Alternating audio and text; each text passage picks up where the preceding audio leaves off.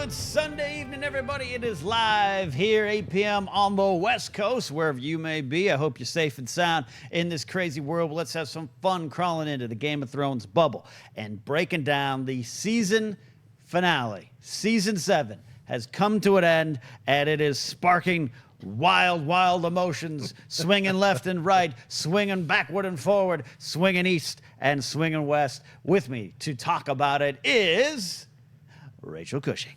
Hello, welcome back. This is exciting to be airing. Like literally, we just finished this thing like 20 minutes ago, so I feel like this is going to get wild and crazy because we're still digesting it and still going crazy. But it was a hell of a finale. It was a crazy season, lot to digest. So yeah. Yeah, and I do want to say, and I this is my personal disclaimer. We did just watch it along with a lot of you. So if we miss a little detail, like was that a dragon or a seagull? It's because we just watched it. Normally I like to watch the episode 4 times before I break it down with you guys. So withhold those kind of comments. We are watching it. We have questions too. We're still digesting it. Jon Rocha is here with me this week. As the great Puff Daddy once said in the 90s, it's all about the Lannisters, baby. Yeah, it was an awesome episode. I had such a great time. Yeah, it was. Direct quote. Him and Lil Kim, I think she wrapped it as well. Yeah. Listen, this was a fantastic episode. A lot to explore, a lot to unpack.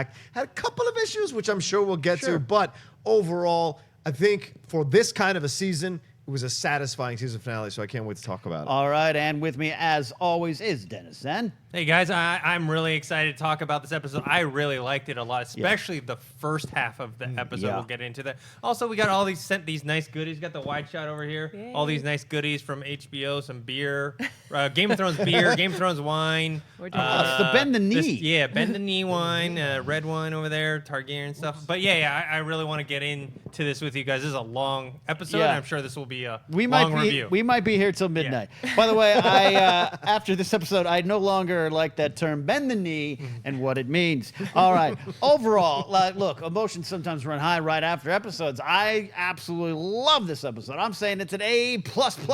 Wow. Tomorrow morning, I might watch it and go, maybe I didn't. She followed me in the parking lot after I saw Rogue One versus the next day. Things could change, but that's because there's things for me that I've been waiting to see happen, and I actually like when things happen that I've been waiting to see. Sometimes I want the answer to be the answer, but along the way we got some good stuff. And for me, before I loved scenes in this reminded me of season 1 and season 2. What made me fall in love with Game of Thrones was the swords and the dragons and all the crazy White Walkers, but the moments. Mark Addy is still one of my favorite performers on the show as Robert Baratheon, because the scenes with him and Cersei, the dialogue was sharp, the characters, it wasn't the action, it was their words, their thoughts, and I thought I got a lot of that there, though a lot of it was false and tricksy, as Gollum would say. Rachel, overall, where are you coming down on this? Be honest. There were things I loved, and talk about like getting the answers that we wanted and the things that we wanted at the beginning of the season. I said I want the last shot to be the wall coming down. So like I was giggling like a schoolgirl when Viserion turned up. He looked incredible. Yeah. To breathe that cold flame, I exclaimed out loud. So like that was amazing. A lot of the stuff in the Dragon Pit was more of this coming together of characters coming together, and that's been this whole season, and a lot of it was incredible. I thought more would happen. I won't lie. I thought that, some other character arcs were going to come to a close, but it's clear to me now that I think this season is just part 1. I think this season and next season, when put together, are going to give me all of those arcs and all of those culminations that I wanted. And I mean, we got one with Peter this episode, so I'm really happy about that. But I was surprised we didn't get a few more. But I'm looking forward to obviously next season and seeing it all together. I think that's an excellent point what you're saying about 7 and 8. When it's all said and done and we're watching it, this might seem more like part 1, part 2. Yeah. I think that's a great thing, which might fall into some of the again, I know you enjoyed it, but I know what you're saying, where it's like we're still waiting. There's more setup in this whole season. Yeah. I think if we had 3 more episodes, we'd feel maybe that we get more solutions and we'd have more time. So I think you're absolutely right. I think when this is all said and done, and you sit down and watch all 8 seasons in like a weekend, like we all do sometimes, this will feel a little bit different. Jon Rocha, you got your Lannister shirt. I do. A lot of Lannister action. I mean, it was here. all over the place. Like, so much going on here. I, as a fan of not necessarily all the battle scenes and I love the fact that we've got this like massive gathering of almost all the main characters into one place. We had so many face-offs, as Rachel said when we were watching it. So many incredible face-offs. So many loose ends were kind of tied up a little bit in conversation. Brienne and the Hound. We had stuff going on with Theon and Euron. They played out later on in the episode.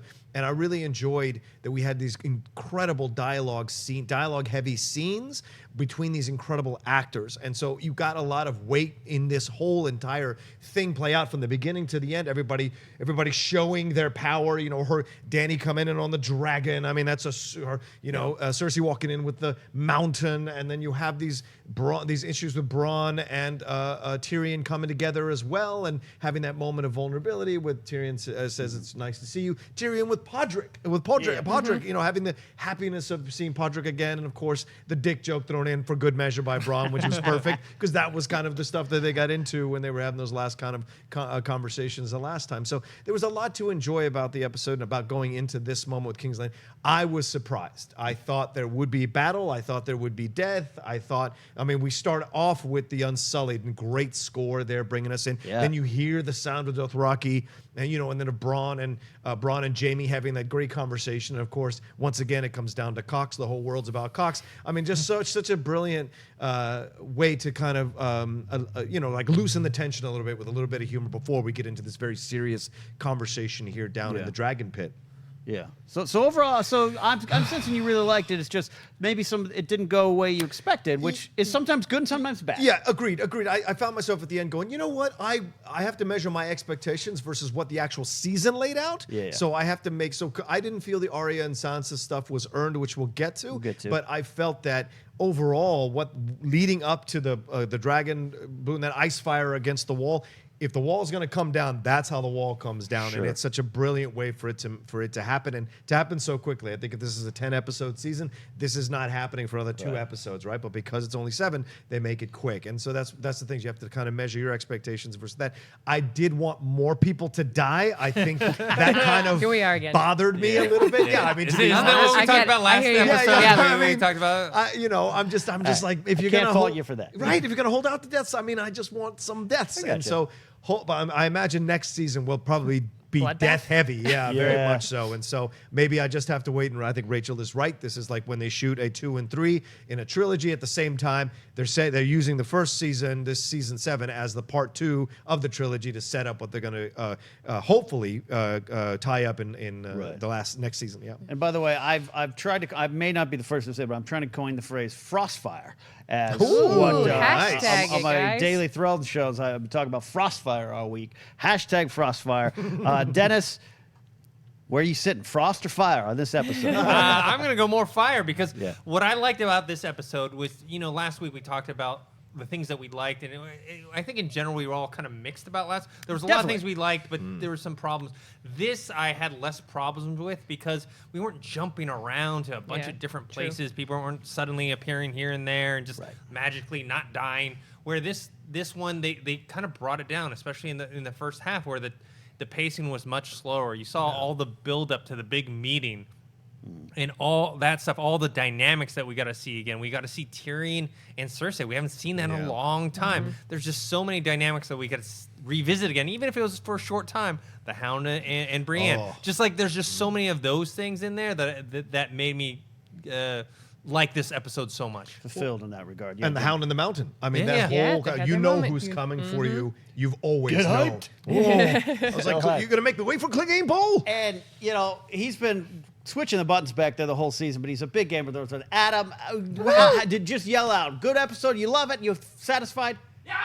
Adam Smith comes in here on his day off to press these buttons, but he's a big Game of Thrones fan, and we appreciate his work. All right, we know the headlines. We know the big story here is twofold. The walls finally come down. We got that frostfire taking it down. Tormund survives, so we can tell the world what happens. And then we also have the hottest, ickiest scene in the world that's played against the revelation that a lot of people have been waiting for There it is. for a long time. And we had pretty much got that confirmation, but now we know pretty much all we need to know about it. So those are the headlines, but let's go back and build to it. And John, I want to start with you in the Dragon Pit. I think that is what was thought to be the main event. In many ways, it It was. They didn't dance around like Mayweather and McGregor. We got kind of a little bit to some action here. Yeah. Take me through. There's a lot of things I loved in it, I'll say up top, and a lot of things you seem to love with it, but can we break it down? Did it meet your expectations? Yeah, I think absolutely it did. What was so great in what this season really captures is the brevity of scenes. There's not a lot of wasted time. There is everyone to the point. And they're unexpected moments. Like when Tyrion come out, we're all in our mind conditioned to be like, okay, let's sit back and listen to Tyrion. And boom, Euron comes in, does his mess, starts messing around with him, and you have this back and forth. Theon even finding his stones in that interaction by making fun of the midget joke or the small person joke that Theon had made. So Euron had made. So there's a little bit of that going on, and then Cersei has to make him sit down. And Jaime, and then the mountain steps, like all of that is happening at the same time. So you get this idea that everything is kind of like up in the air. Then Jon Snow comes out with his Ned Stark's jacket basically, and comes in and assumes this position of power as well. And then you have Cersei all in black, just beautiful to be all in black, and that crown, not huge, not gaudy, just simple to the point, because all in black, it's just so powerful to see her. And she sits back. That's what was so amazing about Lena Headey's performance. When that dragon shows up, she is unmoved by it. She conveys power, conveys strength. You're going to have to come to her, and I like that. I love that. And then when Euron sits down, we have this interaction here going on about what they're explaining, and the Hound walks out with the White Walker and throws that thing out there, and you see it come right at Cersei, which was brilliantly done, and yank back on the chain. So all of this is just built up, and you see everyone posturing and doing what they're doing. This is the first time Dany's been in King's Landing. We've been waiting 7 seasons. And Jon Snow. And Jon Snow as well. Snow. And I love that. Jon Snow on the ship like a country boy going like, damn, that's a big old city. That's a big old city now. How many people you got in there? 1 million? All of that. So it's just great to get you into the mood of what's going to happen. And then you have these confrontations, and the confrontations were incredibly satisfying. Yeah, this is an all-star game. This is all big players in one place, Rachel. These are, for me, I liked what we got, where there's these looks, these moments, these histories, and heat between characters. This is a journey coming to an end for a lot of these characters. So I like the setup here. And Dany fashionably late to a party. You knew that was going to happen. Going into, before the big reveals, what did you feel about this stuff? I loved, first of all, I just have to say, I think that Jeremy Podeswa, who directed this episode, I love that he took his time. Yeah. Like we said, the acting and the looks and the reactions to each other, and people not expecting to see other people like the Hound and Brienne. They're so small, but they're so significant because they're built upon 7 seasons worth of episodes. And so that I really appreciated the time taken with all of that stuff. For me too, and for Ken, I imagine you the same, with being a book reader and the history of the Dragon Pit. I love that that's where this took place. I loved them talking about how this used to be a very dangerous place, but what it did to the last of the dragons, and Dany being very saddened by how the fact that these extraordinary, awe-inspiring creatures were, reduced to that state. They were the size of the dogs by the time that they died out, and she thought that in turn turned the Targaryens into ordinary people, and it takes Jon to be like, you're an extraordinary person. I liked that exchange a lot. But in terms of having so many people in in one space that way, I thought it was brilliantly directed. I loved all of the small interactions, and but all hail the Queen. Lena Headey was brilliant. Her strength, in her honest reaction to the White when it came out. She was terrifying. But at the same time, her gears were going, and she never lost sight of why she was there, the things that she's fighting for, her family, the Lannisters, and you could see the gears turning. And even though we didn't necessarily know where it was always going to go, she always keeps the Game of Thrones in the back of her head, and I loved that. She's one of the originals for a reason here, Dennis. This is a lot going on now. I love, you and I think, and them as well, but I think you and I are even more geeked out about these little moments that I think have to happen. The example I say, Force Awakens, when General Leia did not hug Chewbacca at the end after Han dies. J.J. Abrams was torn apart because he didn't give us those moments between characters with history. There was these moments that were they satisfying for you? Oh yeah, for sure. That's why I'm saying even just the build up to the meeting, which was basically like two mafia families getting together. We mentioned the Hound and Brienne. Look, they had a moment together. They come to understanding like hey, I was just trying to protect her. Well, so was I. You know, and those kind of things. Like, you know, after these two people tried to kill each other and one almost died. So all of that stuff. And then you talk about Lena Headey. What I loved about her performance, because most of the season we've gotten a lot of more the evil queen, right? In this one, I think we got to see a lot more vulnerability with her, especially with her conversation with Tyrion. Yeah. Talking about the family. I think Lena Headey did a great job. And then also when you're talking about the dragon coming in with Dany and her being unfazed, what I liked about her performance is the look on her face was someone trying to look like they were unfazed, but you could see a little bit of like breaking. You could tell she was a little scared, a little like in awe, but she was trying to hold it together. And I think that really showed through. You're saying that showed through, but you're saying she was like, No, I felt that she was composed in that moment. Composed. And so I like that. But Dennis is right. Like, you know, I got you. You know, you're right. She like was, Mayweather last night. He was really composed and he handled his business. But he was hit a couple times in the face, but he maintained his composure. So did she. And during that moment when Drogon arrives, do you think he smelled the other dragons in the past? I just have a question. Being, There were a lot of bones. A lot of bones. yeah. But somewhere the ghost of Robert Baratheon is going, I told you also. I could have killed that girl, and the Dothraki screamers and the dragons are finally here somewhere. I love the tension. I'm a sucker for little tension moments, because when they open up that case, by the way, the Hound. Oh, it was played out perfectly. The Hound. Yeah. What does he deadlift? A lot. A lot.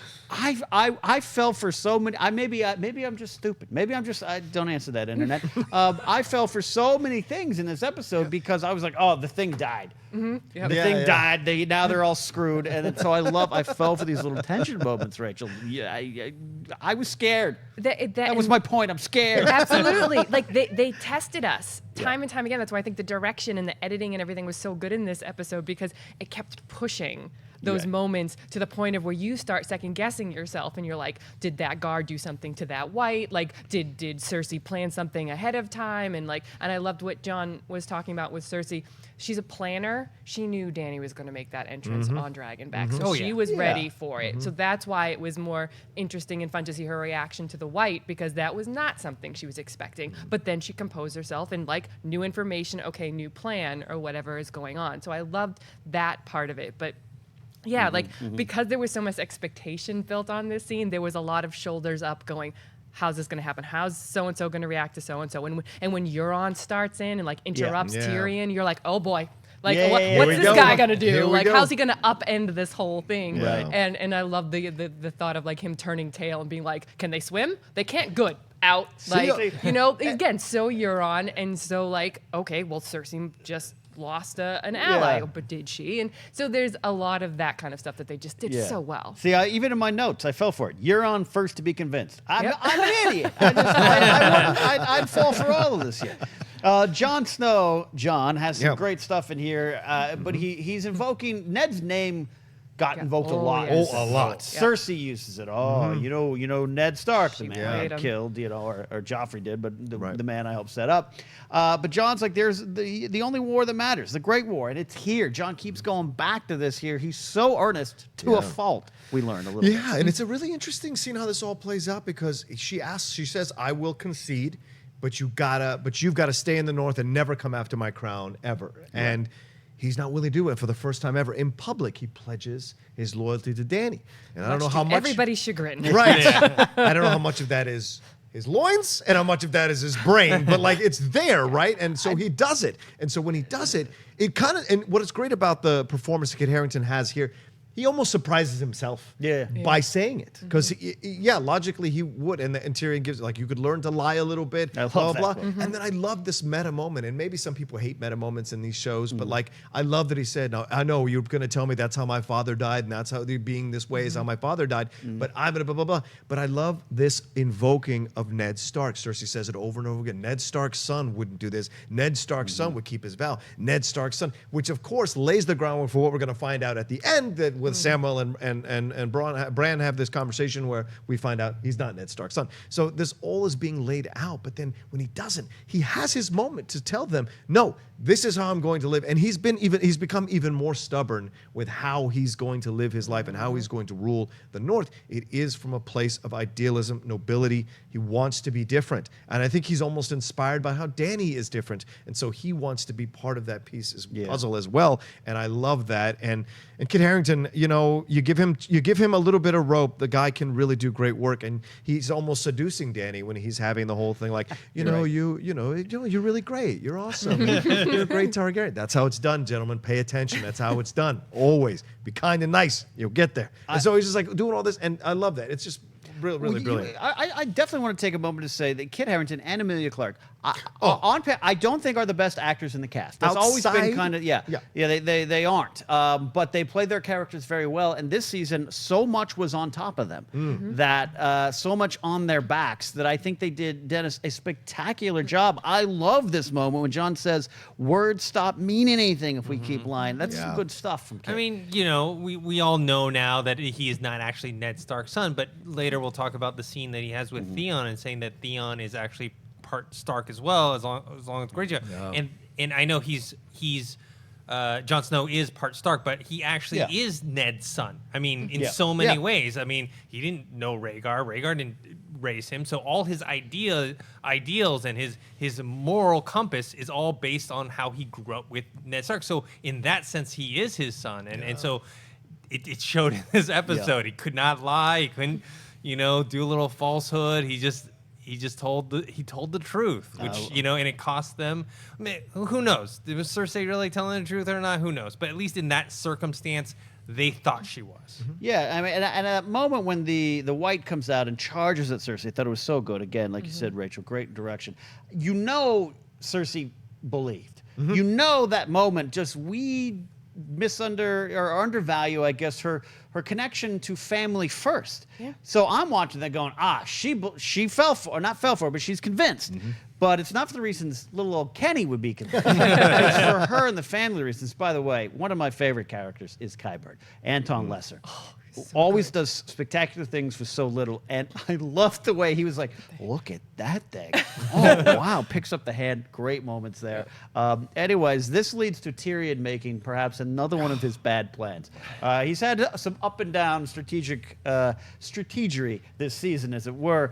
So, Dennis, I want to start with you. This great scene. This, to me, was season 1, season 2 stuff. Yes. Yeah, this was the old school, two characters having their moments with just words. Yeah, you guys had mentioned before Robert Baratheon. One of my favorite scenes in the entire series is that scene between Robert Baratheon and Cersei talking about their marriage. They have this nice, quiet 2-3 minute conversation, but it's absolutely fantastic. The dialogue, the acting, the editing, everything about that. And we had that again now with Tyrion and Cersei, who we haven't had that dynamic before. And I know that Peter Dinklage and Lena Headey are very close in real life, and just having them to be able to act again, and just the whole thing, him walking in there like he's gonna, his head's gonna get chopped off. You have the mountain behind him, like they really need the mountain to cover Tyrion, but he's walking hugely behind him. It's all in kind of shadows. He closes the door behind him as Tyrion walks in. Yeah, but then they kind of get into the real reasons why they hate each other. Not even talking about the war itself, just why she hates him and why and she finally admits that, okay, you didn't kill Joffrey, but you helped in some way killing my other children. And so I just love that scene so much. Absolutely, and it speaks to what their motivations are right now. And some of the best stuff, season 1, 2, and 3 is Cersei and Tyrion, Rachel, where they just, again, these are actors that know each other so well. They were roommates, I think, at one point during the shooting in the early on the show. And you see Tyrion's motivation. I think she, meaning Dany, will make the world a better place, and Cersei motivated by her children, which is something that's always been the case. This is long awaiting these two in the same room again. Yeah, you're talking about actors on the series. I think that an argument could be made that those are two of the best actors on the series for sure. And what's really funny about this scene is, as I was watching it, I was just loving it. I was loving that gray space of I don't want to hear it from you when he tries to say that he loved Tommen and Myrcella, and she's like, nope, you don't get to say that. You killed our father, and that broke apart, that made us vulnerable to these other attacks and to the loss of my children. And they were just so like visceral in that weird way of their honest emotions. But it's not undercut, but it's weird knowing what we know later in the episode about what was going on. So like the layers, I cannot wait to watch it again. Yeah. Because in the moment I was just in it with the characters. But then when you find out later that she is playing him like perfectly, there's just like a whole other layer to that. And that's the Game of Thrones I love. And I really think that they established well here. And to Jon's point about some of the meta stuff, I don't always love it when it comes in the dialogue, but I have to say his line about, I'm about to step into a room with the most murderous woman in the world. She's tried to kill me twice that I know of. Who's the idiot? So we accuse these people of not having the best plans sometimes, and they're fully acknowledging it themselves. And the point is that they're human and they work with what they've got. Jon does, Tyrion does, Cersei does, and that's what I love about the show. Yeah, and Mr. Rocha, Danny just last week was telling Tyrion, what I like about you? You're not a hero. Right. In a weird way, kind of heroic. He's walking into his death. Absolutely. That's a great point, Ken. Absolutely. He walks right in. And right after Jaime, who has a better connection with Cersei right now, Struck out. is unable. You're right, exactly. And he says, I talked at her. Yeah, because she wasn't listening. But of course, it's got to be Tyrion. Tyrion is the smarter one. In some messed up way, in her crazy freaking mind, she respects Tyrion a little bit and that's why she goes after Jaime a little bit later in the show when she's like, I always knew you were the stupidest Lannister. She is saying that on purpose. Like, that is a dig because she knows Tyrion is the gutsy. To walk into that situation with a mountain behind him, you got to have some kind of level of guts and intelligence and figure out what you're going to do. And he puts himself along. Oh. Just Who thought Tyrion was going in that moment? What Tyrion is what he is doing in this scene, when you compare it to the scene when he sees Jaime again, when he sneaks into King's Landing. Peter Dinklage is doing some of the most amazing acting you will ever watch on any show ever. Like, just those scenes are so believable. And the intake of breath that he has when she doesn't give the order, and he goes, it's a half cry, it's just so real and powerful. And he puts it on the line, but she will not accept blame for anything. It's one of the most extreme forms of PTSD you're going to see. She cannot talk about it. She doesn't want anyone to talk about it. She has her anger. This is what drives her. People have to pay for what they've done to her. This is how she's constructed her world now, because to blame herself for the death of her children, which she rightfully deserves the blame, would deconstruct her entire world, and she'll just jump out the window like Tommen did. Yeah. So, and to stay alive and in her mind delude herself into keeping the house and the family alive, she has to take these extreme measures. And you see it in this interaction with Tyrion, but Tyrion does work her. Now it seems clearly now in retrospect that she was playing him completely the whole time, patting her belly on purpose, leading him into the pregnant place. Her reaction when he says, "You're pregnant," she's like, oh, all of that completely played to get him sucked in, and it's brilliant. The woman is amazing. She's a great actress, but the character itself is just amazing. She just tricks you in so many ways. She's working on so many levels. It's almost impossible to defeat her. I always say, Cersei, I joke, she's one of my favorite characters. It's because she's right in a lot of ways. She's doing a lot of things. There's a certain honor and loyalty she has to her own ideals that it's hard to disagree with. But from this, Tyrion survives and he returns. We go back to the dragon pit. You kind of touched upon it, I believe, Jon, earlier, but Dany talking about her family. And I love this moment where Dany's kind of realizing the error of her family's ways of trapping these dragons because maybe they felt they had to. The explanation of, Jorah's kind of right. Like, dragons don't care goat or child, I can tell you. But I love I thought Jon was going to take the first move. Talking about Miri Mazdul, maybe comment on the prophecy or prophecies in the show and promises and curses. Maybe Miri was just saying, "Hey, don't worry, Dany, you're not getting pregnant again." But Cersei comes back, Dennis. Mm-hmm. Oh, she comes back, and this is where I completely. You could look at my notes. I'm like, great Cersei moment. She's the best. She believes. She's ready to fight. I fell for it, Dennis. Yeah. If that had actually fell for it, Jon. If that actually had remained and she was actually telling the truth, I actually would have been upset at that scene because I'd be like, that's not Cersei. This is some cheesy put together, like now they're all gonna go together and fight and the next season's all about how they bonded that would have been terrible. Yeah. And then before that scene, you also had basically I wrote down Jon Snow and Daenerys making googly eyes at each other the whole time. Yeah. But yeah, she comes in and they believe her. And the question now is, are they truly going to, like, what's going to be kind of the damage of believing her at first? I mean, there's no way she can trick them entirely, because if she doesn't send her army, they're gonna know, right? But there may be some sort of consequence where maybe they backtrack a little bit, maybe they start heading north, and then they realize she's like, oh, I'll meet you, I'll send them. They're coming down real quick, and then maybe they delay a few months or something like that, and or a little bit of time. I loved it. I loved them. Now I should say I didn't completely think Cersei was like, I'm all good and everything's forgiven. I thought something was going to happen. I just didn't think it was this much of a play, Rachel. I maybe I'm just naive. I'm a season 1 Sansa in a season 7 world.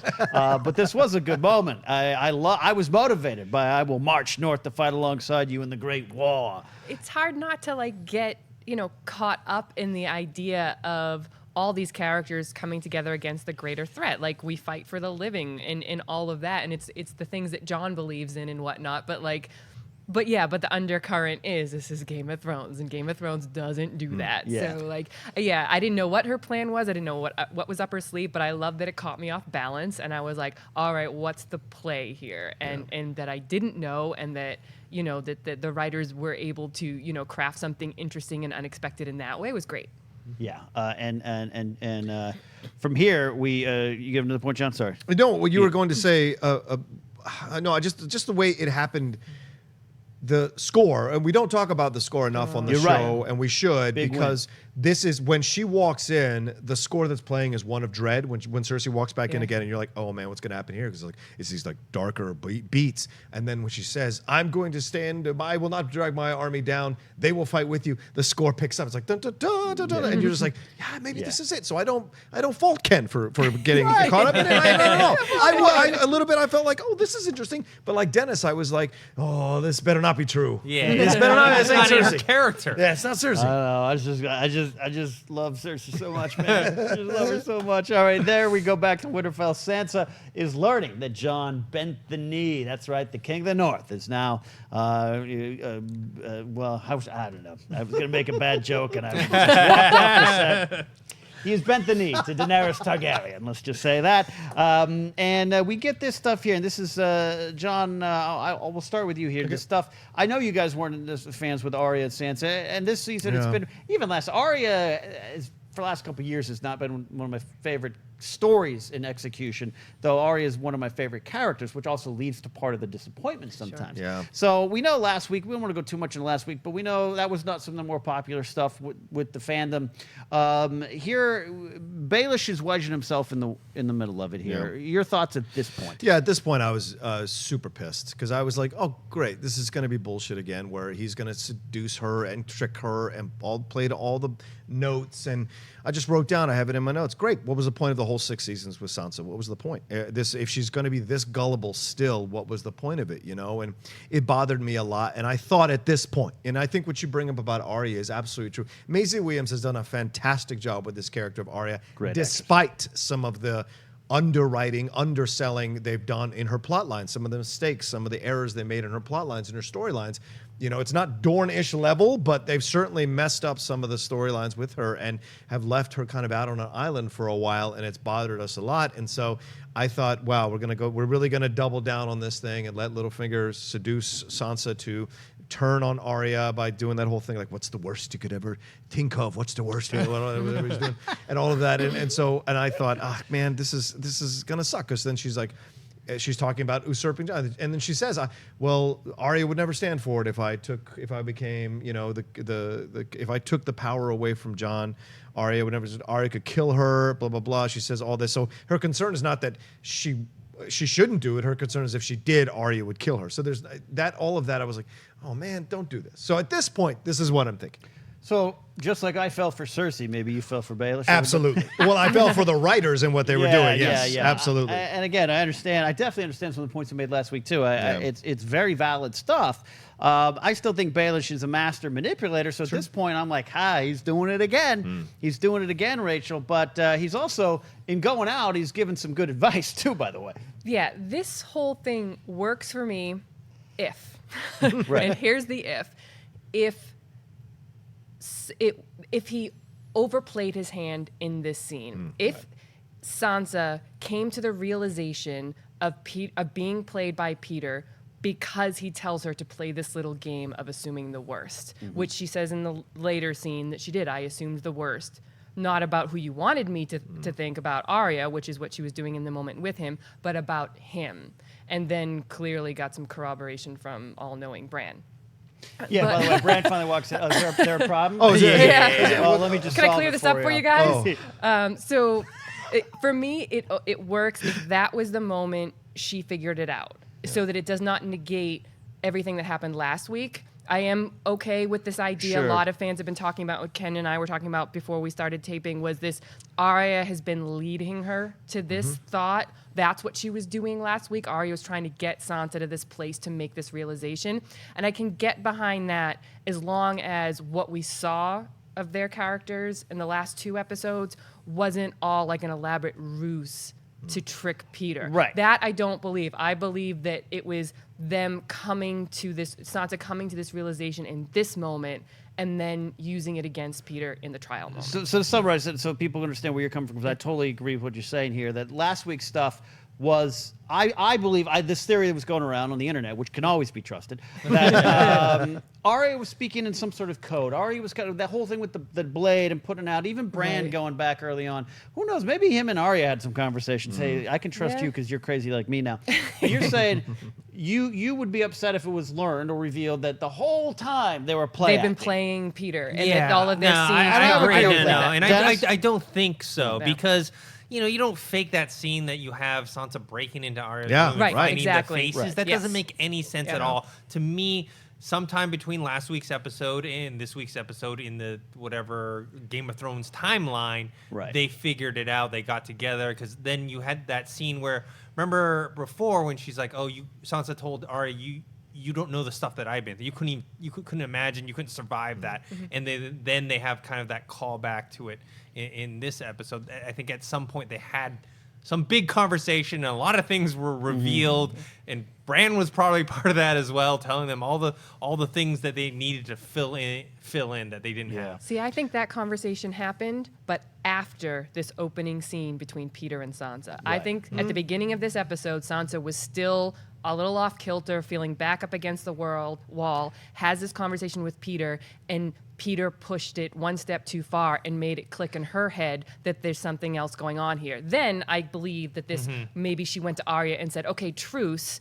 Peter just said this, this, and this. I'm wondering about this. Like, can we just have an honest conversation? And then it leads them to set him up in that other scene. Right, and I think that might be how Sophie Turner seemed to play. That's what I'd love to see on a second viewing, where she is believing Jon. She is going, yeah, you're right. Because I think one of Sansa's little chinks in the armor is she does want some power. She does. She does feel as it's earned. She did come along the way. So I think that was at play a little bit. But yeah, I think what Rachel's saying might be right, that this would be the best case scenario for the writing and for the story of Sansa like, yeah. Wait a second. Right.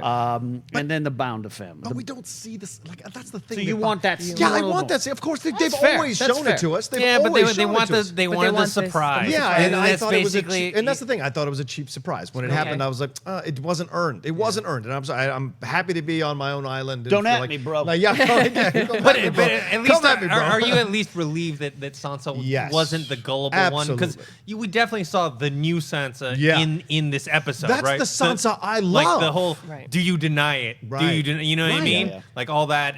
I think that was the new character. And that was the Sansa we had left with last season. Yeah. And when she came back and at the beginning of this season too. So that's why I was surprised by what Littlefinger was doing. That's the Sansa that I know and I love and has earned her keep and earned her power for what she's endured and survived.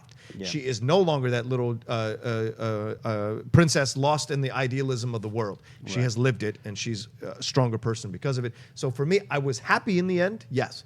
But the way they got there, I wasn't 100% satisfied. So let's go a little bit more into that at that end, because at this point, Rachel, it is a game they're playing. Oh, yeah. A little dramatic effect for television, without a doubt. But I can understand John a little bit here on this angle. I loved it maybe more than you, John, but I understand because it is a little too over the top played of, yes, it's you. I was watching a soap opera. I'm watching a soap opera at this point. Fair enough. Yeah. But you and I are both wrestling fans. Sometimes some over the top stuff is okay. True. I will say this, and I'll start this conversation on Baelish's death. He has absolutely been one of my favorite characters. I have people out there, oddly enough, a lot of female friends who love this guy in ways that make me curious. But he was. Aidan Gillen's amazing. This character is the reason all this stuff happened, which I love that's brought up here. Oh, yeah. I love this ending because this is how I believe this guy should have died. Overplaying his hand, on his knees, crying. Absolutely. Like this was the most earned arc of this episode. Like this one came full circle. That has been 7 seasons in the making, and they make all the right callbacks to it. And I think my favorite part of it is, well, aside seeing him on his knees and begging, which is just not something you ever thought you'd see Peter Littlefinger Baelish do. Yeah. But I loved after the fact when the Sansa and Arya are on the wall talking about the fact that Sansa passed the sentence, Arya it was the executioner, and it calls back to Ned, because Ned always says the one who passes the sentence should swing the sword. Right. But they're two different aspects of Ned, and together they are Ned. They living up to the Stark legacy, the legacy of their father, and and that they were able to come together. And I understand what you're saying, John, because what would have been nice to see, because it just would have had a more satisfying feel to it, would be Sansa going to Arya and having that off-camera conversation we all know that they had, that was like, put aside the stuff. Like we are at each other's throats. There's other things going on here. We can't be. We got to get across this divide. Right. Or later when they had the scene on top of the castle where they're saying, "I wouldn't have survived what you survived." Right. Have Bran there too. And have them all talk about it. How it figured out because if you knew you had a human Google walking around, then they should have used that thing. Bran is a plot device. He's essentially he's Google. Always been a plot device. So you can't throw him in that scene because he's just going to sit there I guess so. What we learned is Bran is the best instant replay system in the NFL right now. Dennis, you and I, you said something in the off season. We were getting stuff that made me. I always said if anyone's going to end up on the Iron Throne, it's Baelish, because he's going to work his way up and he earned it. And then you said, hey, that note from Varys, like Baelish would be the king of the Ashes, if that's what it meant. So I was like, oh, yeah. And then to watch him slowly lose it here, it was disappointing to me as a fan of his, but it's satisfied in a weird way. Where'd you come down on that? I mean, yeah, it was satisfying that he died. I kind of thought he would survive longer. I knew he would die eventually, but I thought that him and Varys, because they both kind of would have loved that. Yeah, they fill the position on both sides. One's a good guy, or one's on the better side, I guess, and one's on the worst side, but they kind of fulfill that same role. So I thought ultimately that Varys would have something to do with Littlefinger's death, and that didn't happen. But yeah, he definitely overplayed his hand. He also underestimated Sansa. Yeah. I think that's the big thing. Like, he didn't realize how much she had learned, because there was some stuff that he was talking about that even with trying to pit those two against each other, there was a lot of holes in his stories that could have easily been found out, like where that note came from and all that stuff. So, and then of course it doesn't hurt. You have Bran, who can tell you pretty much everything. At least he's not sitting around doing nothing this time. What we do know is Aidan Gillen, head on down the road. You did a spectacular job. Fantastic actor. And I said, I know a lot of people. I was fans of this. And I'm not making this little side joke, but I have female friends who love this guy, who listened to his Chaos is a Ladder speech in their car, and I'm like, who's your favorite guy on Game of Thrones? It's Littlefinger. And I'm like, really? Littlefinger? Like, sexiest man on the show. Wow. So he has had an impact in a lot of different ways, and he's gone, and we're going to miss him in Season 8. I miss those Varys Littlefinger moments in Season 1 and 2. Are so good. But he's gone. So let me ask you a question. Did you like the way he died? Did you like the slashing of the throat? I did. Did you want something more torturous? Well, it honored Catelyn. It honored Catelyn. I like it because we talk a little bit last week. Rachel, I know you wanted, like Jon, you guys like people dying. You wanted more people dead last week because that's kind of what there's always real life punishment and consequences. And I love that moment, to your question, Jon, because Baelish is begging, crying, no, you're dead. Yeah. Because that was probably what really would have happened. So, yeah, I'm good with that. Okay. Yeah, and serving point to the Catelyn thing. And yeah. Unless Ramsay had never mind.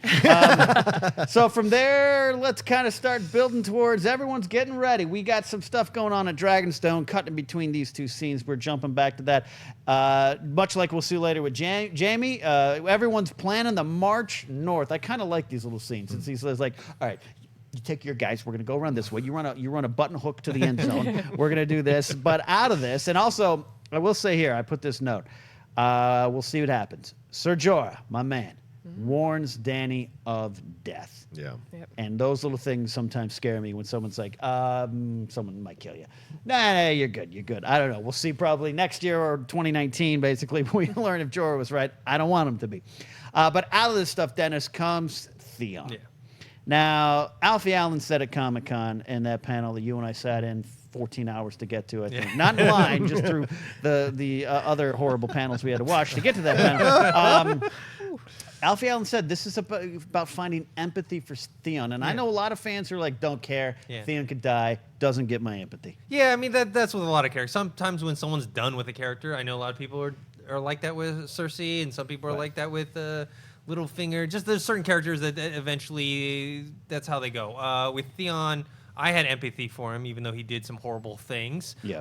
Because you can try and empathize with what he was going through. He did that kind of the two different fathers tugging at him. The one that raised him, and the one that was actually his blood. And that's the conversation he had with Jon Snow. And Jon Snow was like basically said, "Look, I'm not the one that can forgive you for all your sins. I can only forgive you for the ones that like maybe I hold against you." Right.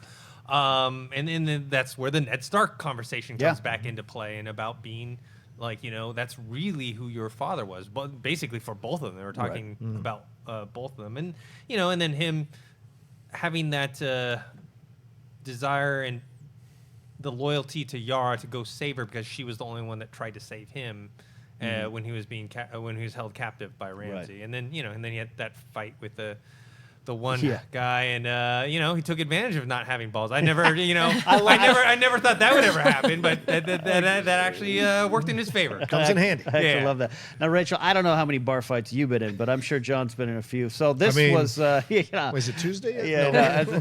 Yeah. This one with Theon, I really do like this. I love what Jon was saying to him, and I love what Theon was saying to Jon. You always knew what was right, and Theon's like always wanted to do the right thing. Which going back to season 2 was Theon in his own weird way trying to do right and learn who he was because he was Stark and Greyjoy in his brain. So your thoughts on Theon? Empathy points for him? Absolutely. I think if we ever get to a conversation with this, like I think Alfie Allen is the best actor on the show.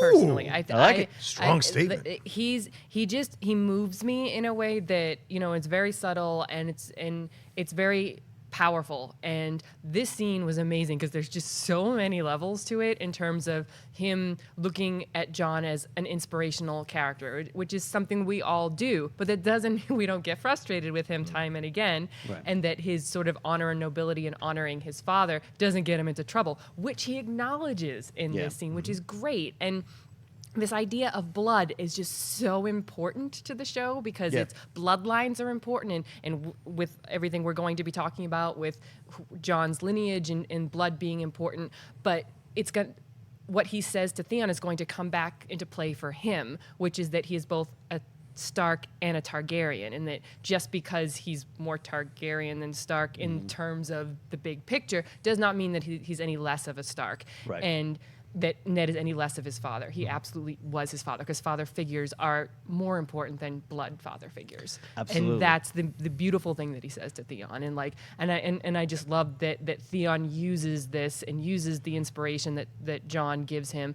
to sort of make what's starting to feel like maybe some kind of final stand, right. or however this plan goes. And I just loved him getting the shit kicked out of him but he won't stay down. Yeah. And he won't, because he's found that inner courage despite everything. And whether or not he deserves forgiveness is not for me to decide. Like, it's not for Jon to decide. But this is just such a great story arc and a great acting. And it's such a small moment in an episode with so much going on, but it meant a lot to me. I will say the Ironborn are much like the Northern Lords. They're fickle people, man. Like with the whole Yara thing. What was it, last season or 2 seasons ago?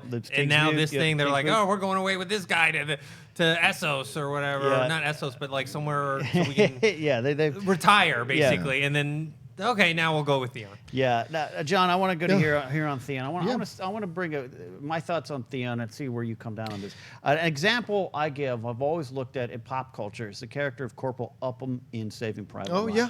A lot of people don't like that character. I've heard a lot of people. Back when that movie came out, I was working with a lot of guys who were the military, law enforcement-based guys who were like, that guy's a wimp. And I always be like, that is someone's psyche in a situation they could not comprehend breaking. Theon broke a long time ago, so in this moment, even here, it's him standing up again in face of. I don't blame him for jumping off a ship facing Euron. Where did you come down on that? Well, the Upham thing is real easy to solve. He didn't want to be a soldier. He signed up to be a reporter and a writer. He was not supposed to be out in the field. So what you see in the film is a man who's not prepared to do what he's doing the best he can. So that's the end of that argument. The next thing is this.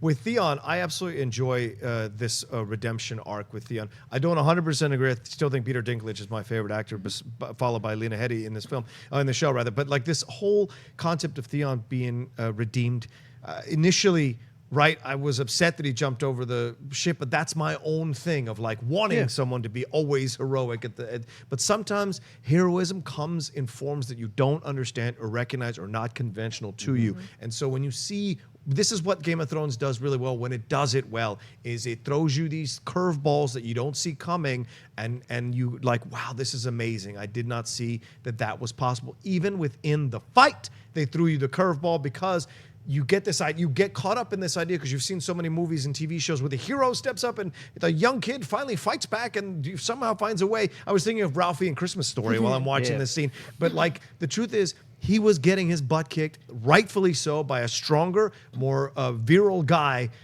And then out of nowhere, like Game of Thrones does, there's this weird card he had to play, which is no lower region. And the kick's there. Who knew that would come into play? And that's the brilliance of Game of Thrones when they throw these kind of brilliant little moments in there. Yeah. And I also want to say one thing. That interaction between Theon and Jon Snow is one of the subtly most brilliant scenes ever in the history of Game of Thrones, because it removes blood completely, and it says, who raised you is your father. That's who you're loyalty to. That's who your lineage actually is, which may come into play next season when he finds out that he is a Targaryen and not necessarily a Stark by blood. Right. This is interesting. It lays the groundwork for what's going to come. And so I love this. So yeah, I'm fine with the Theon redemption. I'm finding him, once again, like Dennis said, the fickle people of the Ironborn heading onto the boats to go get Yara. They don't have nearly enough boats or soldiers to take on Euron's impressive army, especially once they pick up the Golden Company. So, I mean, it's a game over there. But I did enjoy that redemption very much. Yeah. Oh, and I want to say one last thing. I do like the idea of Jon and Dany sailing together. Like, we get caught up in this idea that, Sansa, everyone's cool. But the Northern Lords, what Jon said earlier, they are not going to be eager to bend the knee to a Southern ruler. So this is going to come into play as well. So yeah, I think that's actually, Jorah was right, Jon's right. Yep. Who do you choose? Yep. And interesting stuff. We're going to talk obviously later on. Like the question always comes up. Jon is Targaryen and Stark, but the bloodlines, the Targaryen bloodlines, are what is more important in this sense. That will get him to a crown if that, or a throne if that was in play. But Lyanna is just as Stark as him. So Jon, he's always wanted to be a Stark. Yeah. Mm-hmm. He still is, but they're going to be like, no, you're a Targaryen. Yeah. So he's going to have to deal with that. That's a great point, Jon, something that's going to factor in there. All right, we are going back down to King's Landing. And Jaime's having fun planning, too. All these soldiers love planning. All right, we're going to do an end around, and we're going to run 3 yards up the middle. And that's when Cersei basically says, oh, no, you fool. I played them. Euron played them, which, by the way, I love too. I love that Euron's like, I'm still crazy. Yep, I'm going to fight the Golden Company. Dennis, this is it, man. Cersei, in a weird way, she might be right. I don't think it'll work. I don't think it would work out, but let the monsters kill each other. That's sometimes not a bad strategy. Yeah, I mean, this is what made the scene earlier, which I thought could have been cheesy, of like, I'm going to band with you guys together and go fight.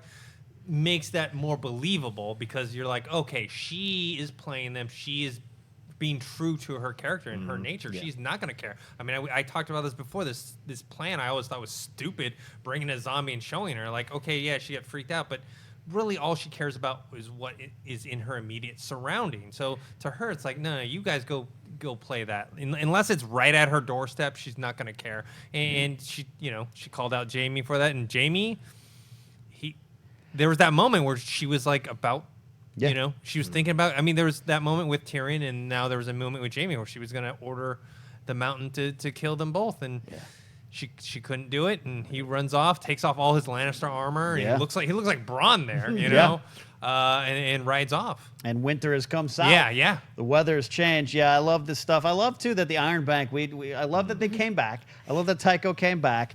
I love that she still is kind of holding on to this, Rachel. It makes some sense. I can understand it. Yeah, you saw that one little zombie. Yeah, that's great. It's going to be a while. We'll hold here and see what happens. We'll figure it out. I can get behind that. It's not necessarily right, but I can get behind it. Yeah, it's funny. It's just it's this upending of expectations. Like I was definitely a viewer that thought that this season would see a sort of end to this squabbling over the Iron Throne in favor of the Great War, and that's what most of the characters wanted. But Cersei's not going to do what they want, and she's going to keep playing for the throne and let them figure it out and then deal with whatever she has to deal with, depending on who the victor is, the dead or the living up north. Meanwhile, she's going to get herself some more players in the game, and I love the fact that the Golden Company's looks like it's actually going to be a thing. 20,000, sellswords and. As a book reader, I love the history of the Golden Company and Aegor Rivers and how it was established, and I love that coming into play. Maybe there'll be a nod or two, but there's just so much fight in her still, and so much planning and intrigue, and that she is going to continue on this line of thinking on protecting her family and protecting Lannisters, and she certainly wants to be amongst the living, but not in the way that we expected. So the fight for the Iron Throne continues on, which is something I love. And John, I love this scene. I love this stuff that Jaime's like, you plotted with Euron Greyjoy? I'm out of here. I don't believe you for a second. This is some good stuff. Yeah. I mean, she's so great. And in that scene, you're like, yep, saw it coming. Like, that feels so right. Not that you saw it coming, but it feels completely right. Yeah. It's exactly what she would do. And sometimes when you're in a crap relationship, you need that one extra act for you to finally get out of that relationship, and she gave it to him. Right? Yeah, the trying to kill him part. Trying to kill him part. Yeah. Most guys need that little moment. Any guys or girls, I think there's that moment like, okay, I'm good. I got to get out of this thing. And so she gives it to him, and in a way, it's kind of like a gift because. But I love that Jaime says, "You're going to kill me." Yeah. I don't believe you. And it's so powerful in that moment because he's like, I'm willing to die for the love I have for you in this moment that you're not going to do what you say you're going to do. The look on his face, Nikolai Coster-Waldau step up this season. Yeah, he really did. So good for him. And it's so great to see him do that and then walk, and then you see him riding off. My opinion is he's going to ride off and join Dany and Jon Snow, and Bronn probably will now have free license to join. Yeah. But now the Valonqar prophecy, that is now in play. That is absolutely 100% going to happen next season. He is going to kill her. And my prediction is he is going to kill her at some moment when she's about to kill Dany. He will do it, and that's what I think is going to happen. It's my belief, and I think it's been set in motion by her actions. Once again, Cersei causing her own demise of her family, of herself, of her own. It's because she is just so desperate to stay alive, desperate to stay in power. Unfortunately, it is coming at these costs for her. But it's such a great scene between, and she totally emasculates him, which is incredibly powerful. And he finally breaks free. What Brienne was trying to tell him, which we haven't talked on yet earlier in the scene. Yeah. Screw loyalty, screw all this stuff. We're talking about something way more important. And she says, talk to her, and he says, about what? Like, what can I say? And there you go. No, I'm glad you brought that up because, Dennis, that's a big moment. Brienne and Jaime have this great history. It's through Brienne that we kind of get a different view of Jaime, and I think that's one of the more important messages in this episode. Fuck loyalty. Yeah. I think it's important. I think Jamie needed, like for me, to your point, John, like if my girlfriend's like, I don't want to have dinner 7-Eleven again, I'm like, wait a minute. But, you know, for Jamie was, you know, she's going to have him killed. So some powerful lessons that he's finally learned. Yeah, and Brienne has been that character for him that shows you that Jamie has that good side. I mean, the most pivotal scene for Jamie's character for the viewer was that scene in the bath. Kissed by Fire, Yeah, season 3. where he talks about killing the Mad King and why, and it was such a beautifully done scene that was the turning point for his character, and now we've seen that come full circle. Now he's ready to break free of her, because that was the kind of the last kind of bad thing about him was that he was still loyal to his sister. Yeah. So yeah, we've been talking about it for a long time that we think Jamie's gonna kill Cersei. Absolutely, because it you know plays out. You know, Rachel, you and I didn't use this card much this year, but it plays out slightly different in the books. It plays out slightly different, to say subtly, and we don't need to go into it. But it's like, so Jamie, when he kind of has this arc and he comes back and he's like, but me and Cersei, we're still good. It was like, no, Jamie, like there's lessons to learn that I thought you learned. So I feel good that it went this way. I think it made sense for the show because Cersei's very different in the show too. Honestly, she's just a lot smarter in the show, and I think that she has been like stringing him along in very subtle ways all season to keep that attachment going and to keep that hope in him that there's humanity to her and that there might be some light at the end of the tunnel for them, even though deep down he knew that wasn't the case. And I liked that the catalyst for him to finally turn wasn't a big moment. Like there were so many theories about it would take her, you know, killing somebody important to him, like Tyrion or somebody, or making a move on somebody that he would then in turn have to counter move in that moment, and still could happen in terms of whether or not he kills her and how, but that the moment that, you know, he needed to finally see her for what she has become is this, you know, her revealing how, you know, dark and conniving she really is, and how she played him and how she lied to him, and, you know, and him actually thinking again in that moment that the mountain is going to kill him. I love that it happened to both brothers in this episode. Basically, though, she's like, then both brothers say, okay, do it. They call her on it. And so there's still something there for her because she doesn't. She doesn't give that order. But still, it was the thing that Jamie needed to realize that he, you know, she's gone. She's lost to him. And that there's a bigger threat that he wants to be a part of it. I think you're right, though. I think she killed the love he had for her. Oh, yeah, she did. So she did kill something. It was the love, not something physical, but it was. That's very poetic. Oh, okay. And I think you should. I like it. It's the wine. She's the wine. All right. From there, it's time to get into the main events of the evening. Oh, boy. We've got some big things coming, some confirmations, some reveals, and some frostfire. And Sam and Gilly, who doesn't get credit here. I mean, I seriously. know, really. Come on, Sam. But here's how I read that. Because I think he totally ignored her. Right. But I think maybe he'd already put that down and he just was lost in his head, and she kind of brought it up for the audience sake. But I still think he should have said. Me and my girlfriend read some books and she pointed some stuff out. Gilly, we love you. But Sam and Bran, have a little bit of a reunion, which is great because it does touch upon one of my favorite scenes early on at the Night Fort a few seasons ago now. I love Bran's just like, yeah, I know you. I remember everything. I've had some bad drug. Sam is us, Dennis. Sam is us in the scene. Oh, you're the three-eyed raven now. That's good. But we get the big confirmation, and my notes just say this: Jon, no, don't do it. That's all I said. Well, yeah, they lay this over the sex scene that we all knew was going to eventually come, whether it was this season or next season between Jon Snow and Daenerys. Good job, Kit Harington, on that man butt. But I would have to say, though, this was probably my least favorite scene because it was just exposition, right? Like I've always been saying, Bran is a plot device. He's not really a character. Right. And so this was like, hey, guys, we just need to spell everything out for you guys. That Rhaegar's his father, Lyanna's his mother, and he's a Targaryen. They need to spell all that stuff out neatly. And like you said, with Sam's, like, in the past scene with Gilly, he didn't seem to like he was paying attention at all, but suddenly he has this recall in there and says, oh, no. but you know what? He's not a bastard. Yeah. Because they actually secretly got married, and that was one of the little instant video replays you didn't watch. Why don't you go back and check it out? You skipped through it. Yeah, exactly. You thought it was a commercial. And then we got to see that. We got to see that scene, and I think that was all kind of fan service. That was all like, okay, we want to show you this scene, and we all remarked about how much Rhaegar looked like Viserys. Yeah, we thought it was Harry Lloyd. I literally, I was like, the first thing I said when it ended, I turned to Ken. I'm like, is that Harry Lloyd? Like, it really looked like him. I haven't been able to find confirmation, but apparently it's not. It's an actor named Wilf Scolding. Like I said, it's not been confirmed. I've just found a couple of mentions of it online. But well done finding an actor who looked very much like Harry Lloyd.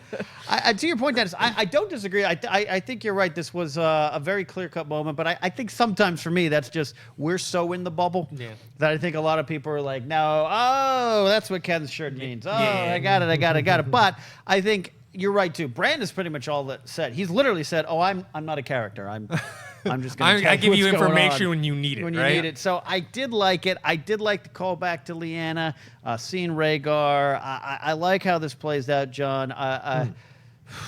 Oh, Jon Snow, you're gonna have a wake up in the morning and you're gonna get a raven and you're gonna learn some things you don't want to learn. But this was big stuff. And by the way, the reveal is that I must have been off tonight. Maybe it was that wine. Yeah, probably. Because when Bran finally actually says his real name, which we knew John wasn't his real name, I was like, Engel? His name's Engel?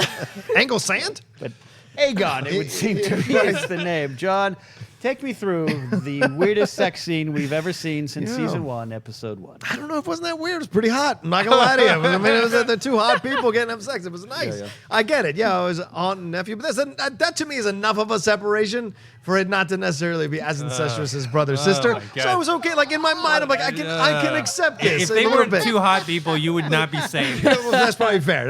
I will accept that as well. But I do find this interesting that Bran goes, why did you come to Winterfell, Sam? Aren't you the three-eyed raven? Why don't you tell me why I came to Winterfell? he's still Miss like- Cleo. Why don't you It's tell still me? a little unclear. Yeah, he has not right, been able right. to figure out everything because it just follows like right after that too that he said it's Jon Sand and Sam was like, Right. how do I know something that you Yeah, don't yeah. know in this? And it's just clear that Bryn hasn't got quite control. But of his I powers. did enjoy the two things. One, I did enjoy that you have this conversation between them because it is, you're right. So for the fans who maybe aren't as in depth in the history as we are, casual fans are probably looking on Twitter while they're watching that kind of thing. So it was essential to do it, I guess. But I did like this concept of Tyrion being outside that was with the great. dread. Yeah. Let's talk about that. Yeah, and I Rachel, love get your that. thoughts on this Yeah. this sex scene as well. Tyrion, he'd be lurking. Yeah, he'd be looking because I think Creepy. Tyrion suspects, and I think there's something there, and I think he is there to convey that to the audience that there's something wrong about this. There's something that foreshadows some kind of doom about this situation. He is not happy it's happening. He's not drinking and cool that they're having sex. He knows they're having sex. He's creeping outside the door. It's a little weird. A little weird, I'm not gonna lie. But like, I also think it's supposed to let us know that this is something you're not supposed to feel comfortable with.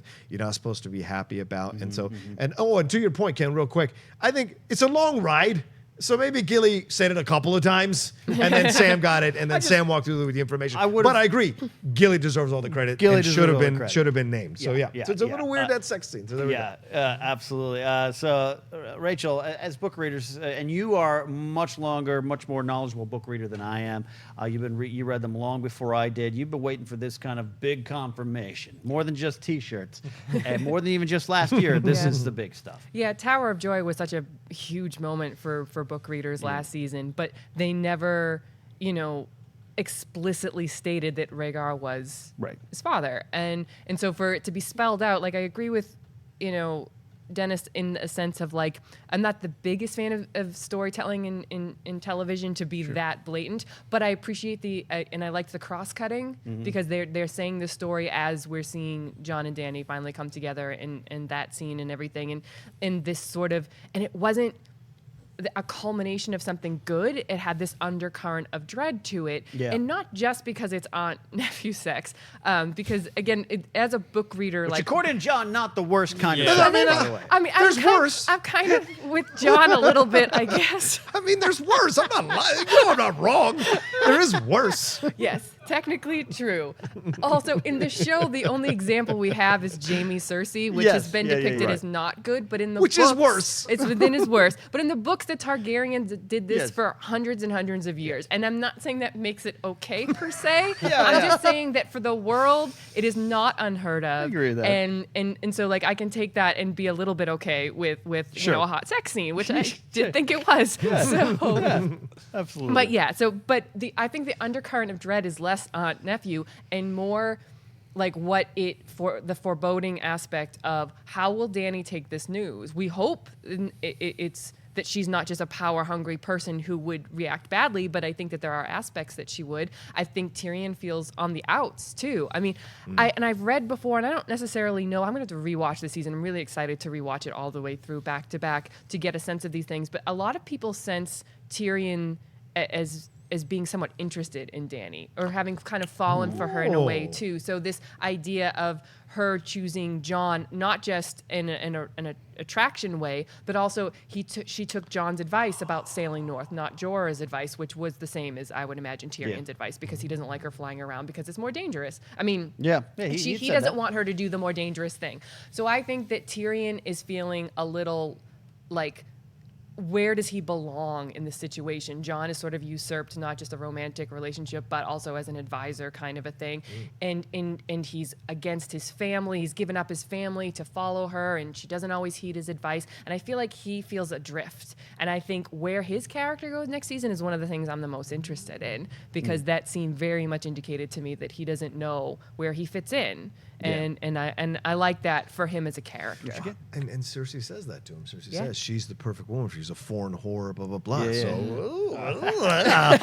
So, I also think he doesn't want Daenerys to be distracted, because we saw what happened with Robb when he was king in the north, and suddenly his priorities shifted. And John's so, history says the same thing with what happened with him and Ygritte. Yeah. Look at what Aemon Targaryen said. Love is the death of duty. Yep.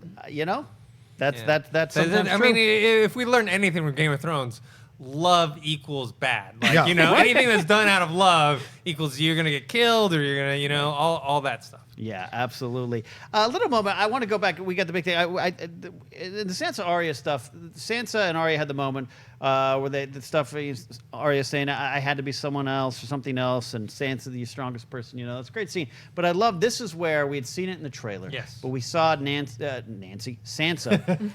give the quote from Ned, which is more book heavy than it is show heavy. Which is very much the theme of the season, of needing to come together to survive. I loved it too, because in the trailer, that quote was used in a really ominous way. Yeah. But in the moment, it was in an uplifting way, because the three of them at least had come together, and Jon is on his way back. And while there's still going to be divisions and whatnot, because we need drama, there was.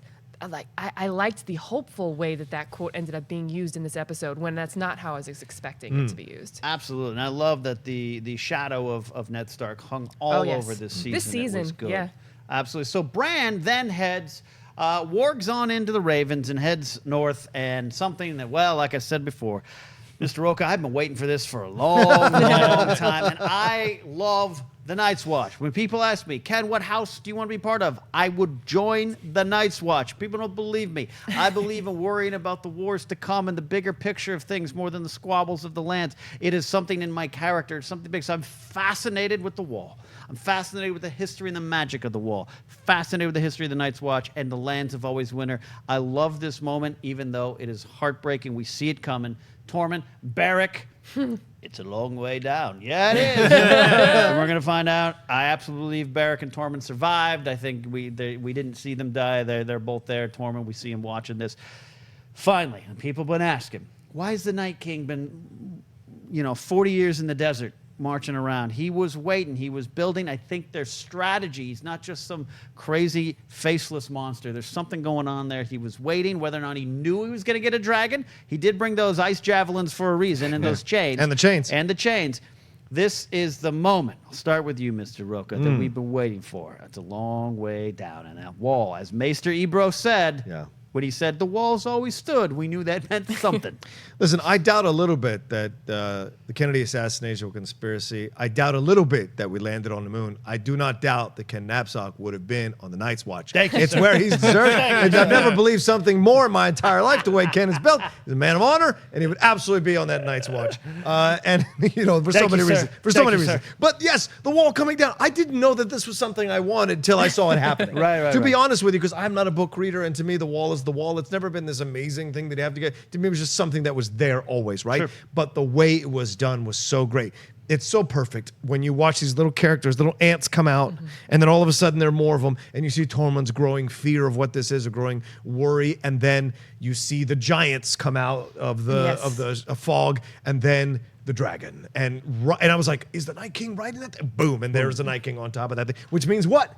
Could the Night King be a Targaryen? Great! I love this idea that we don't know. Could it be Brandon? Could be Brandon. Oh, Brandon boy. Stark, yeah. Could be warging in there. That's what he's been doing yeah. the whole time. But no, this whole thing was just so great. And when it happened, it's such a spectacle. It's probably better than anything I've seen in a sci-fi film almost ever in terms of anytime you have a dragon in a sci-fi fantasy film, I mean, it's one of the best things I've ever seen in my life. The ice fire or frostfire was fantastic. Right. All of Patent it. Patent pending.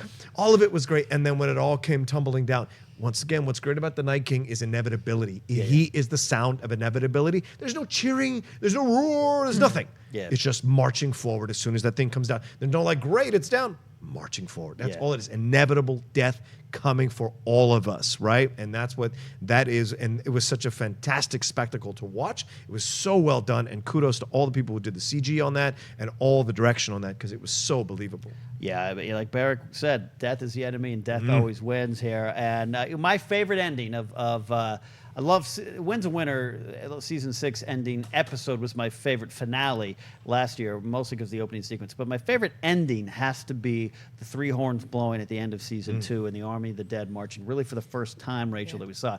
And this invokes that. And even though the moment, you know, Bran flies to Eastwatch with you're like, here it's coming. Right. It's coming. Again, sometimes the answer is the answer, and what has to happen is what I want to happen. So we're finally seeing this. This is something we've been waiting for, guessing would happen for a long time. Absolutely. This is, you know, Game of Thrones has so many characters and so many stories and grounded ones and fantastical ones. And I've always been drawn to the fantasy elements and you know, the anticipation of this moment has just been so big, and to see it play out in a satisfactory way, like that just means so much to us who have been waiting so long for something like this, and the idea that the Great War, the War for the Dawn, like, you know, it was always winter is coming and then winter is here, and now it's like here, like they're coming, and this is the greatest test our characters will ever go through, and so much shit's gonna hit the fan with it, and I'm so excited about that, and I loved, you know, Tormund and Beric are the witnesses to it, and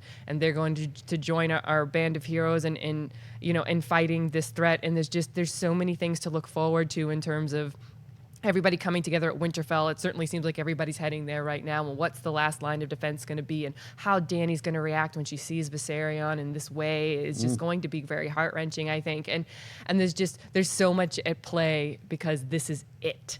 And so those final episodes, you know, about this is just, I can't wait. We got six rounds to a finish next season here. Dennis, Frostfire, man. That's some magical, powerful stuff. Yeah, the wall coming down has been something that fans have been speculating for a while, and until the end of last week's episode, we didn't know how that was going to happen because we knew the big army was coming.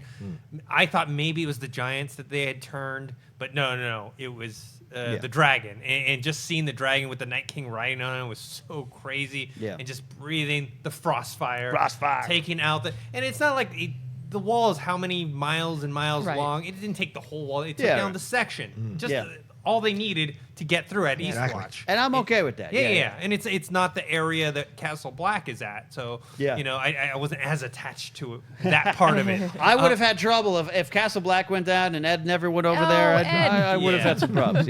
So, this was fantastic. And then, you know, and then ending shot of them all coming in. Now they've passed that like imaginary line, you know, the do not pass line. And it was magic taking out magic. That was the thing that I really needed it to be. Like when everybody was talking about the opening credits and and like the freezing of the ocean and the whites. yeah. They're just gonna walk around and like, I swear to God, if that's how it happens, I will have some serious words for David and Dan. But that's not. He got the dragon, the frostfire, the magic took out the magic of the wall, and they were able to walk through. So Yeah. that was satisfactory to me. I absolutely loved it. I love what we saw. I love how it plays out, and I love that this threat is finally south. It's fine. I mean, it's still north, but it's south to the people north of the wall. And I love that this is where we're going. And it's interesting as we look towards season 8 and wrap up here tonight, guys.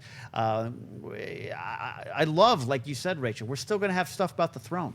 I still love that that's going to be at play, which means what happens if they defeat the Night King? Do they even defeat the Night King? With the way Game of Thrones goes, Yeah, really. I can't guarantee that, John. This No. could be a loss, and we learn from the loss. I don't know.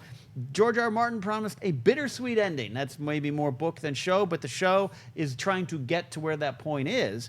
How they got there might be some debate from season 4 or 5 on, but this is the main event now. Yeah. We're ready.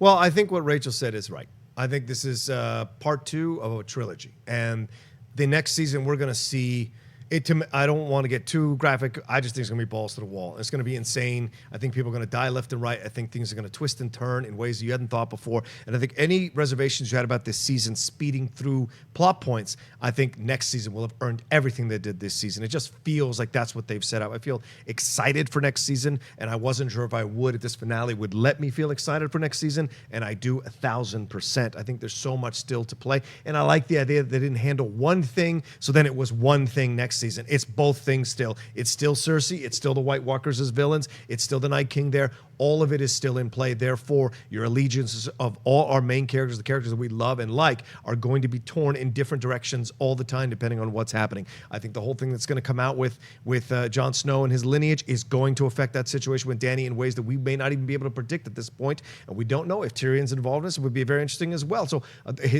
maybe he may do something to save Cersei. We just don't know. After that scene with him and Cersei, there's a bond reconnected there in some messed up way. Those Lannisters are a messed up family. And so it's like all of this is going on, and what are all the other characters' roles to play in this whole thing, and are we going to get finally the Clegane Bowl, how that's going to happen. So to me, there's so much to look forward to next season. This was a satisfying season, a different pace, different speed, but I think they made it work in the limited amount of episodes that they have. And so I think like Rachel, I think when this is all over, I'm going to go back and watch this season and next season together, back to back as one whole season, because that's what it feels like to me. Sometimes, yeah, perspective, taking that breath and going back and looking at things change. You Yep. know, I did not like season 2 as much as I thought I did at the time, and now season 2 might be my favorite. Wow. But that's because you go back with that moment, and I think we'll see. I love season 7 now, but I think you're right.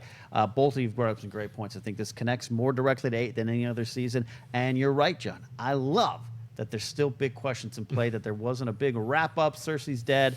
Everything's that's worried about the Night King. It's all still in play, and that's a great point, Dennis, as we close. We look towards season 8. We have to wait till 2039, I think. But Yeah, I wrongly predicted. we still won't have the I last wrongly 2 books. predicted that Cersei would die tonight. Yeah. I thought maybe they would do that, where they would close out this one story so they could focus on the Night King. But yeah, I think if they can handle it well and merge the storylines all together, then that's for the best. And yeah, it does definitely feel like this is. Remember when Sopranos the last season, they had a part 1 and part 2? Yeah. Yeah. That's what they essentially did with these 2 seasons. Yeah. They just knew that calling it part 1, part 2, much like with the movies nowadays when they do part Yeah. 1, part 2, now they realize that's not a good thing to do. So now they actually say, okay, this is season 7, that's season 8, even Right. though they probably are 2 parts of a whole. Right.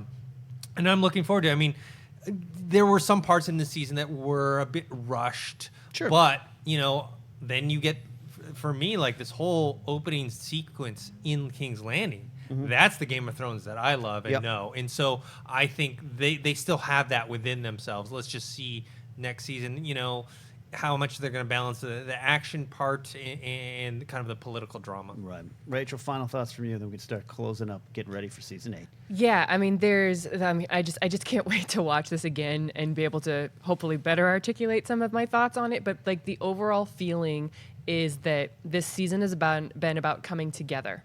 and characters reconnecting and emerging from their all separate arcs and coming together in a lot of expected and a lot of unexpected ways. And now it's moving forward with these new connections and old reunions and things like that. So that's the aspect I'm looking forward to the most. I think there's a lot for them to do in 6 episodes. Has that been confirmed? I think that it's it's going to be 6 episodes. mostly confirmed. They Longer. probably have leeway to Yeah. change their minds, That's but true. there is a lot to go. I really did expect a few more things to feel a little more finished by the end of this season, and really only Peter is the only one who got something like that. So I hope that they maintain a balance next season, and that they honor everything that's come before and not feel too rushed, because the season did feel rushed at times. But everything that's in play is something I'm invested in. So these months are going to crawl by. and this season, more than any other season, finally gave us some things we've been waiting to see, waiting to experience, and it delivered in that. Some rush moments for sure, but we had to get to some places fast, and we are here now. Guys, that is Thrones Talk for tonight. I can't necessarily say that's the last time we'll be talking about Game of Thrones before Season 8 on Collider. We're working on that too, Dennis, but I want to thank you for, allowing me to sit here in this seat this season with you guys here at Collider, and we joke, but I've never seen you as animated and excited. I think a lot of people say the same thing about you as well. Yeah, I love talking about Game of Thrones. Yeah. It's one of the few shows that I watch the episodes multiple times, and I like to talk about it and analyze it and talk about it with you guys even when we're not on camera. And yeah, I think we're planning on doing more videos on Game of Thrones, whether we do a whole 7-season recap or maybe review some older episodes, older seasons. You guys let us know what you think. I mean, tonight we had close to 9,000 people watching us live. I'm sure there's going to be a lot of people watching us on YouTube later. But yeah, we're definitely not done talking Game of Thrones. We're not going to wait till the next season to arrive, because that looks like it's going to be a very long time. And I think you and me would probably burst before then if we didn't get to talk about it. So we'll have plenty of that stuff. Absolutely. And follow Dennis at Think Hero. Yes. And Instagram, Dennis.tzng. That's right. And the prequels, or the spin-offs, I should say, are going to start coming. We're hearing about that. Mr. Rocha. Yes. I want to thank you. First of all, congratulations for joining Collider full-time this week. I want to thank you for coming back, because, last year you guys had some fun talking Game of Thrones, but Makuga is still out on assignment, and you wanted back here. You wanted to talk about this. You're very passionate about this, much like your Lannister connection. Thank you. He's in the Tower of Joy, I think, right now, having fun with his own stuff. Look, this has been a great season, and it's been an honor to be with you all, especially to welcome Rachel onto the show. That's been a blast. Such a interesting and new point of view, which really motivated me to be more on point as well. When I took over last season, halfway through to host the show, I was doing my best to stay afloat, stay alive, stay above water, and it was just such a fun thing. But this has been a whole new experience. Ken, you're a fantastic host. Thank you so much for shepherding us through this season at the speed that the season went. I think you were the perfect host to get us there, and it's been great, obviously, working with you, Dennis, again on this show. So I have nothing but the greatest time, and hearing from all of you as well, all your tweets, all your DMs, all the comments on YouTube, as well as on Twitter and every place else you can find me. I love interacting with you, and I love how much passion you guys have for the show. It's nice to be part of a community where you're just as passionate as they are about these things. And this show, for my issues with the show, I wouldn't change a thing in terms of having it on and watching it every year. So I'm happy to be part of this community. You guys can always find me at The Rocha Says on Twitter and on Instagram. Absolutely. And John touched upon it. Rachel, you were, let's be blunt, a last-minute audition. Someone else was in that seat. It didn't happen. And I was like, you know what? We're sitting on this treasure trove of Game of Thrones knowledge. She's making her impact in the Schmodown. Let's bring her over here. And you came in. You were an editor by trade. You're not an on-screen pundit.